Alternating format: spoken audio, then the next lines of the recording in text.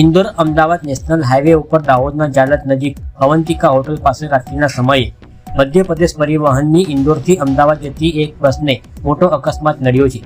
મળતી માહિતી અનુસાર બસ અવંતિકા હોટલ પાસે ટર્ન લઈ રહી હતી ત્યારે પાછળથી આવતા ટ્રકના ચાલકે બસને જોરદાર ટક્કર મારી હતી। આ ટક્કરની અસરથી બસ પલટી ખાઈ જઈ ઘસડાઈ હતી, જેને કારણે બસમાં સવાર એક મુસાફરનું ઘટના સ્થળે દર્દનાક મોત થયું છે, ત્યારે અંદાજે 17 જેટલા મુસાફરોને ગંભીર ઇજાઓ પહોંચી છે। તમામ ઇજાગ્રસ્ત મુસાફરોને તાત્કાલિક 108 મારફતે દાહોદની ઝાયડસ હોસ્પિટલમાં ખસેડવામાં આવ્યા છે, જ્યાં તેમની સારવાર ચાલુ છે। અકસ્માતની જાણ થતાં જ ઘટના સ્થળે પોલીસ તંત્ર પણ તુરંત પહોંચી ગયું હતું અને કાર્યવાહી હાથ ધરી છે। પોલીસે ટ્રક ચાલક વિરુદ્ધ ગુનો નોંધી તપાસ હાથ ધરી છે।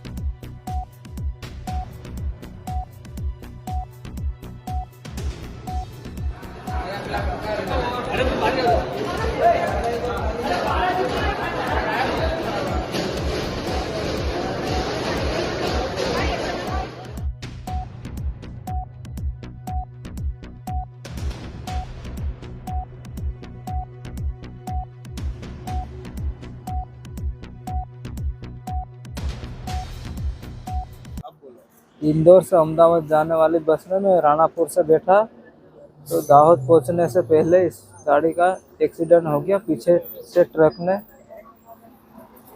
वो कर दिया तो गाड़ी पलटी खा गई और वहाँ पर 2 एक की मौत हो गई और बाकी 10-15 को अस्पताल में ले गए एम्बुलेंस में, और हमको भी थोड़ी बहुत लगा, ज़्यादा नहीं लगा।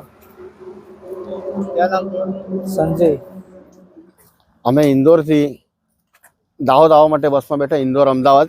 સાંજે 7:35 ટિકિટ લીધી અને 8:15 ઉપડી।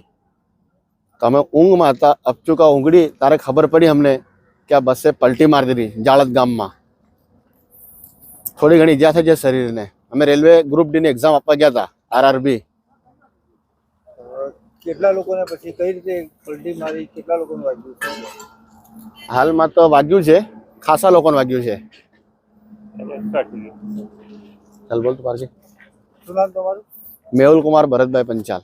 ઇન્દોરથી અમદાવાદ જતી એક લક્ઝરી ગાડીને પાછળ ટ્રક આવી રહ્યો હતો। એમનું અવંતિકા રેસ્ટોરન્ટ જે આપણે કતવારા થાણા વિસ્તારમાં લાગે છે તે અકસ્માત થયો છે। એમાં જે લક્ઝરી ગાડી છે એ પલટી ખાઈ ગઈ હતી।